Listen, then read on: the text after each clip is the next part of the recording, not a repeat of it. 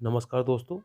पिछली वीडियो में हमने चट्टानों को निर्माण के बारे में समझा था कि चट्टानें किस प्रकार बनती हैं। आज हम इस वीडियो में भारत में जो चट्टानें पाई जाती हैं, उन चट्टानों को आज समझेंगे। देखिए, भारत में चट्टानों के प्रकार के बारे में जानने वाले हैं। चलिए दोस्तों, सबसे पहले भारत में कितने प्रकार की चट्टानें होती हैं। दोस्तों, भारत की भूगर्भिक संरचना में 6 प्रकार की चट्टानें पाई जाती हैं, जिनमें पहली है आर्कियन आर्कियन की चट्टानें, दूसरी है धारवाड़ की चट्टानें, तीसरी है कोडप्पा की चट्टानें, चौथी विंध्यन क्रम की चट्टानें। विंध्यन क्रम की चट्टानों में 2 पार्ट हैं, एक ऊपरी विंध्यन चट्टानें और दूसरी है निचली विंध्यन चट्टानें। और पांचवी है गोंडवाना की चट्टानें और छठा है डक्कन ट्रैप। तो चलिए सबसे पहले आर्कियन क्रम की चट्टानों के बारे में जानते हैं।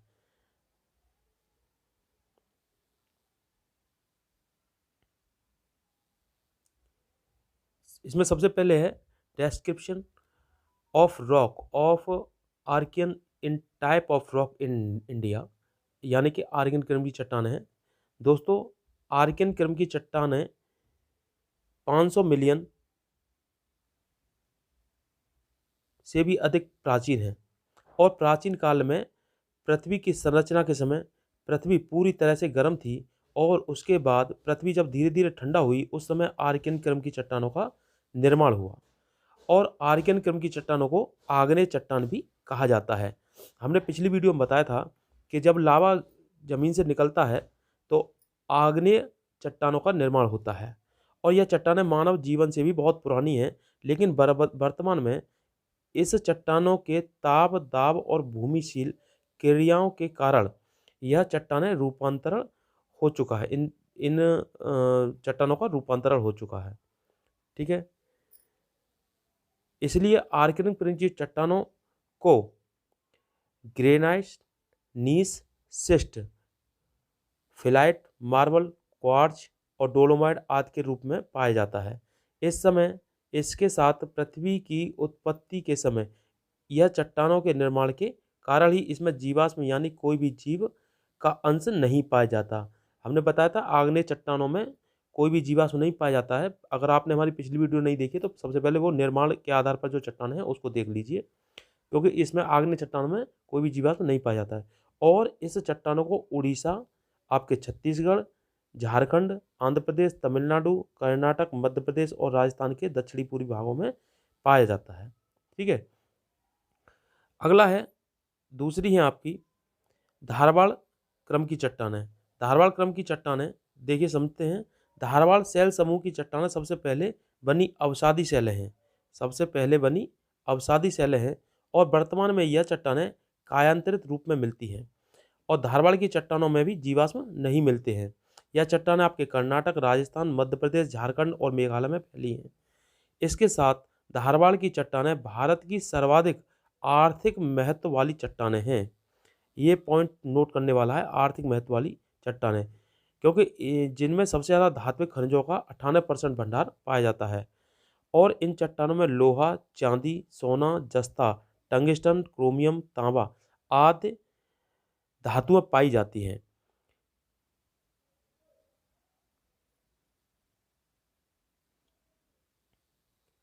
तथा इसी चट्टानों में कोबाल्ट, सीसा, अभ्रक,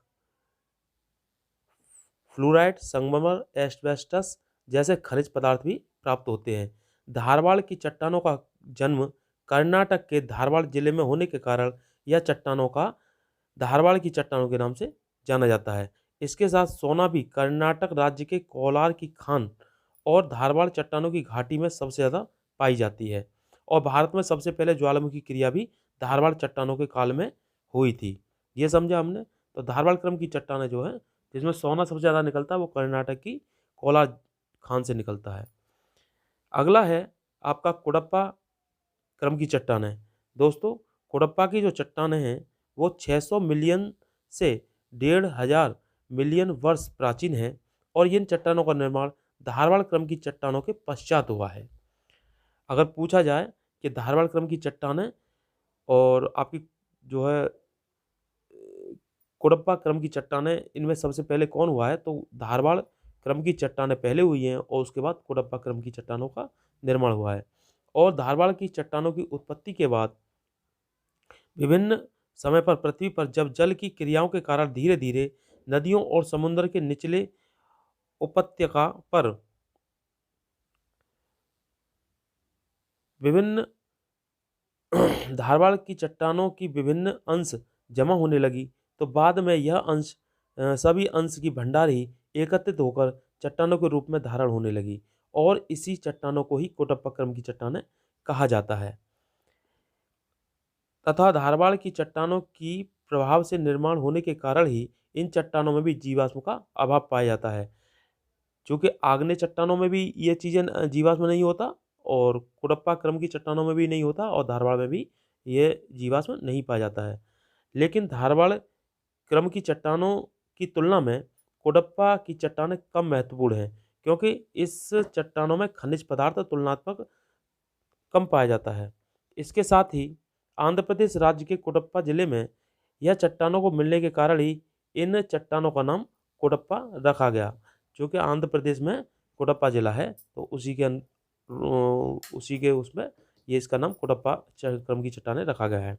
और यह चट्टानें आपके आंध्र प्रदेश, छत्तीसगढ़, राजस्थान, महाराष्ट्र, तमिलनाडु और हिमालय के कुछ क्षेत्रों आदि में पाई जाती है। और इन चट्टानों से चूना पत्थर, बलुआ पत्थर, लोहा, तांबा, शीशा, संगमरमर, मैग्नीज आदि धातुओं भी प्राप्त होते हैं। अगला है आपका विंध्यन क्रम की चट्टानें। विंध्यन क्रम की चट्टानों में विंध्यन चट्टानों का निर्माण कोटप्पा चट्टानों के निर्माण के बाद हुआ है और यह प्रथम अवसादी चट्टानें हैं जिसमें जीवाश्म की प्राप्ति होती है। ये जो टॉपिक हमने पहले पढ़ाया था कि किस तरह से जीवाश्म इसमें दबते हैं और परत दर परत बन जाता है, तो वो अवसाद उनका होता रहता है, उसी से है। और इन चट्टानों का निर्माण समुद्र, नदियों के निचले हिस्सों की घाटियों में पानी के जमने के कारण हुआ है और बलुआ पत्थर इसी चट्टानों के सबसे अच्छे उदाहरण हैं, जो कि छिछले सागरों में जल की निक्षेपों के कारण ही इसका निर्माण हुआ है। इसके अलावा इसी तरह की चट्टानों से संगमरमर, बालू का पत्थर, डोलोमाइट और चूना पत्थर भी प्राप्त होता है। अगर आपसे पूछा जाए संगमरमर, बालू के पत्थर, डोलोमाइट और चूना पत्थर किससे प्राप्त होता है, तो आप जो है विंध्यन क्रम की चट्टानों की बोल सकते हैं। ठीक है, विंध्यन की चट्टानों का नामकरण विंध्यांचल श्रेणी के नाम पर रखा गया है। इसमें दो पार्ट थे, ऊपरी विंध्यन चट्टानें और निचली विंध्यन चट्टानें। तो आइए सबसे पहले जानते हैं आपका ऊपरी विंध्यन चट्टानें। देखा जाए तो विंध्यन क्रम की चट्टानों को दो भागों में ही पाया जाता है, एक है ऊपरी विंध्यन चट्टानें और दूसरा निचली विंध्यन चट्टानें। सबसे पहले ऊपरी विंध्यन चट्टानों के बारे में जानते हैं। यह चट्टानें नदियों की घाटी में जल के जमने के कारण बनती हैं। यह चट्टानों को प्रायद्वीपीय भारत के साथ साथ बाहरी प्रायद्वीपीय में भी पाया जाता है। जैसे प्रायद्वीपीय के उत्तर पश्चिमी भाग के अरावली आपका राजस्थान की साइड है। जैसे ये मैप है और यहाँ पे आपका राजस्थान पड़ता है, राजस्थान, तो अरावली और उसके निकटवर्ती भागों में ये चट्टानें मिलती हैं।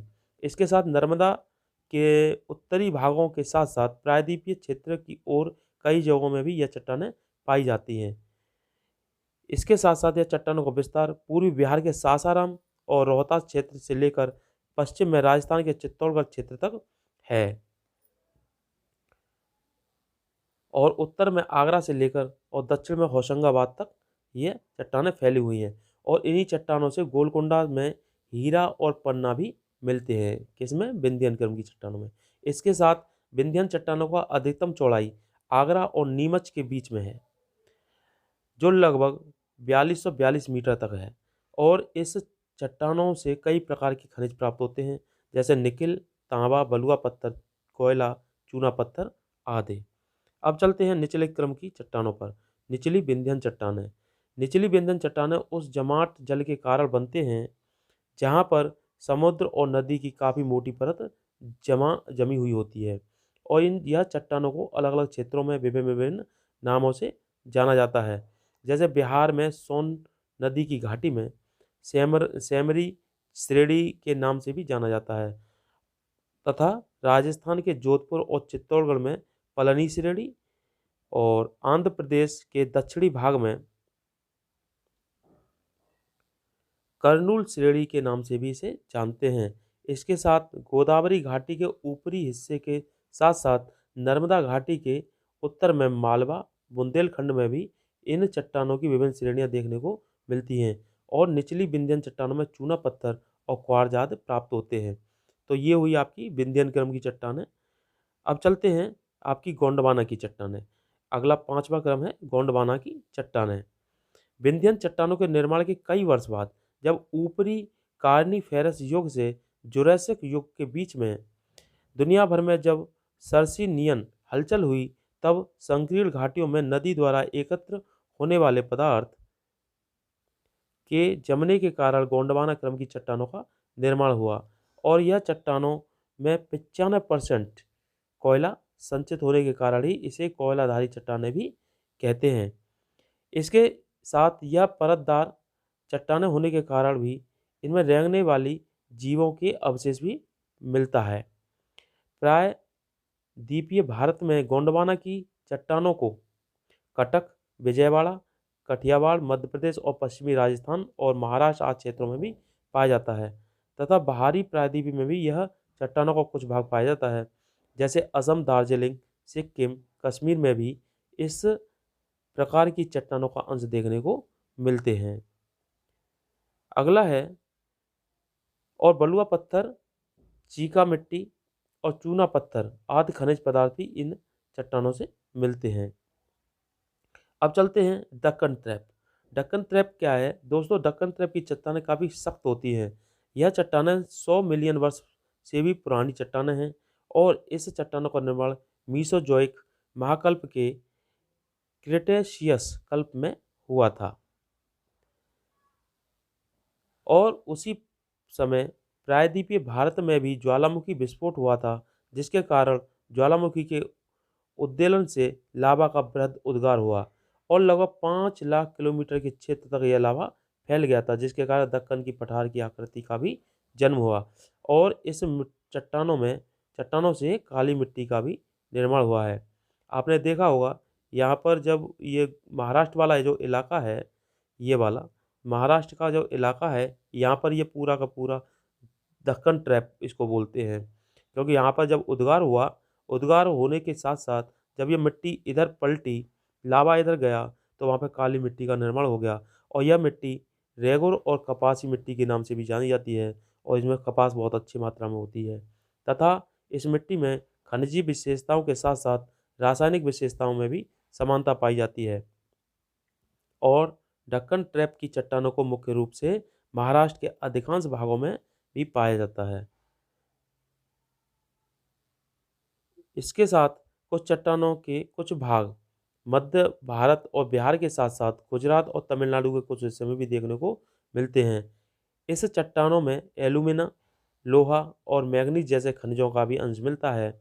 इसके साथ इन चट्टानों में सिलिका की मात्रा 50% होने के कारण इसमें मैग्नीशियम, लोहा, कैल्शियम भी काफ़ी मात्रा में पाया जाता है और देखा जाए तो दक्कन ट्रैपों की चट्टानों के पत्थर भी उत्तम किस्म के होते हैं, जिसे सड़क, भवन आदि बनाने में भी कार्य में भी लाया जाता है।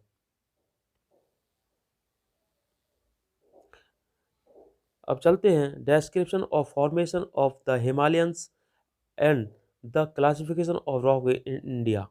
दोस्तों, भारतीय प्रायद्वीपीय प्राचीन काल में गोंडवाना भूमि का हिस्सा था और आज से 120 मिलियन वर्ष पूर्व यह गोंडवाना भूमि अलग होकर उत्तर पूर्व की ओर विस्थापित होती हुई यूरेशियन प्लेट से जाकर टकराने के कारण ही टर्शियरी काल में हिमालय जैसी नवीनतम पर्वत का निर्माण हुआ था और भारत में प्राप्त होने वाली चट्टानों में प्राचीन से लेकर नवीनतम चट्टानें पाई जाती हैं, जिन्हें 4 वर्ग में विभाजित किया गया है।